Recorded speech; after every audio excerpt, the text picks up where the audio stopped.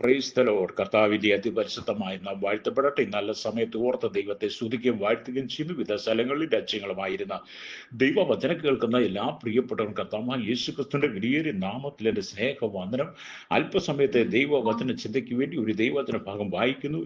ഫിലിപ്പിയർക്കെതിരെ ലേഖനം 2-ാം അധ്യായം 6, 7, 8 വാക്യങ്ങൾ. അവൻ ദൈവരൂപത്തിലിരിക്കെ ദൈവത്തുള്ള സമത്വം മുറുകെ പിടിച്ചു കൊള്ളണമെന്ന് വിചാരിക്കാതെ ദാസരൂപമെടുത്തു മനുഷ്യ സാദൃശ്യത്തിലായി തന്നെത്താൻ ഒഴിച്ചു വേഷത്തിൽ മനുഷ്യനായി വിളങ്ങി തന്നെത്താൻ താഴ്ത്തി ക്രൂശിലെ മരണത്തോളം തന്നെ അനുസരണമുള്ളവനായി തീർന്നു. ഇവിടെ കർത്താവായ യേശു ക്രിസ്തുവിന്റെ താഴ്ചയുടെ 7 പടികളെ നമുക്ക് കാണാൻ കഴിയും. അതിൽ ഒന്നാമത്തെ കാര്യം എന്താണ്? അവൻ ദൈവരൂപത്തിലേക്ക് ദൈവത്തുള്ള സമത്വം മുറുകെ പിടിച്ചില്ല. രണ്ടാമത് എന്താണ്? അല്ലുരിയം ദാസരൂപം എടുത്തു. മൂന്നാമത് മനുഷ്യ സാദൃശ്യത്തിലായി.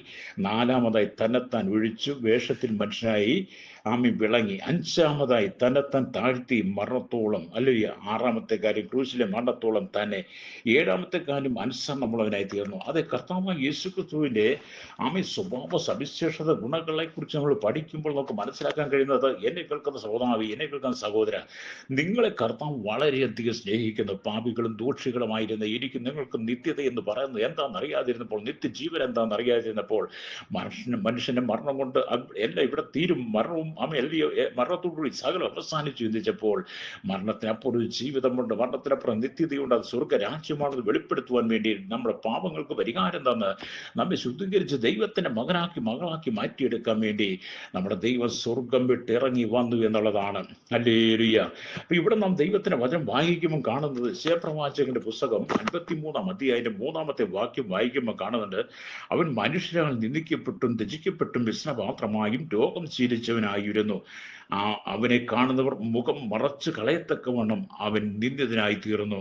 നാം അവനെ ആദരിച്ചതില്ല. സാക്ഷാൽ നമ്മുടെ രോഗങ്ങളെ അവൻ വഹിച്ചു, നമ്മുടെ വേദനകളെ അവൻ ചുമന്നു. നാമോ ദൈവം അവനെ ശിക്ഷിച്ചും അടിച്ചും ദണ്ഡിപ്പിച്ചും ഇരിക്കുന്നു എന്ന് വിചാരിച്ചു. അത് ഈ ദൈവവചനമൊക്കെ വായിക്കുമ്പോൾ കർത്താവായ യേശുക്രിസ്തു ഭൂമിയിലേക്ക് വന്ന് മാനവകുലത്തിന്റെ മുഴുവൻ പാപത്തിന് വേണ്ടി ക്രൂശിൽ മരിച്ചതിനെ കുറിച്ച്, ക്രൂശിൽ മരിക്കാൻ പോകുന്നത് പ്രവാചകൻ യേശുക്രിസ്തുവിന്റെ ജനനത്തിന് മുമ്പ് രേഖപ്പെടുത്തി വെച്ചിരിക്കുകയാണ്.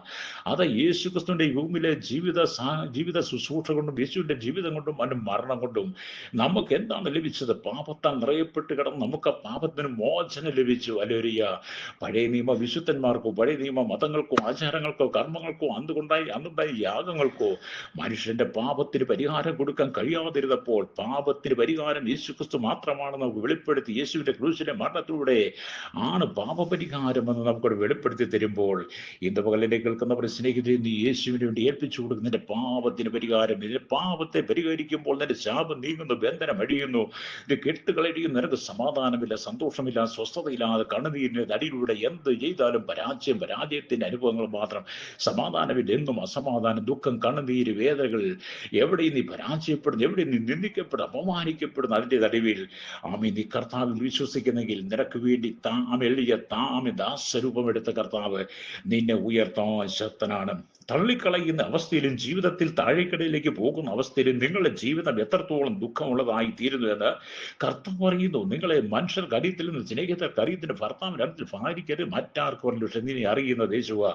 അതുകൊണ്ട് എന്നെ കേൾക്കുന്നവർ, നിങ്ങളുടെ താഴ്ചയിൽ അവൻ നിങ്ങളെ ഓർക്കുന്ന ദൈവമാ, അവൻ നിങ്ങളുടെ അവസ്ഥ അറിയുന്നവനാ. ഞാൻ നിങ്ങൾക്ക് പ്രാർത്ഥിക്കാൻ പോവുകയാണ്. നിങ്ങളൊന്ന് ഏൽപ്പിച്ചു കൊടുക്കാമോ? പരിശുദ്ധ ഞങ്ങളുടെ നല്ല ദൈവം ഈശ്വർക്ക് പിതാവേ, ഈ നല്ല സമയത്തിനായി വചനം കേട്ടുകൊണ്ട് സകല ജനത്തെ അനുഗ്രഹിക്കണമേ.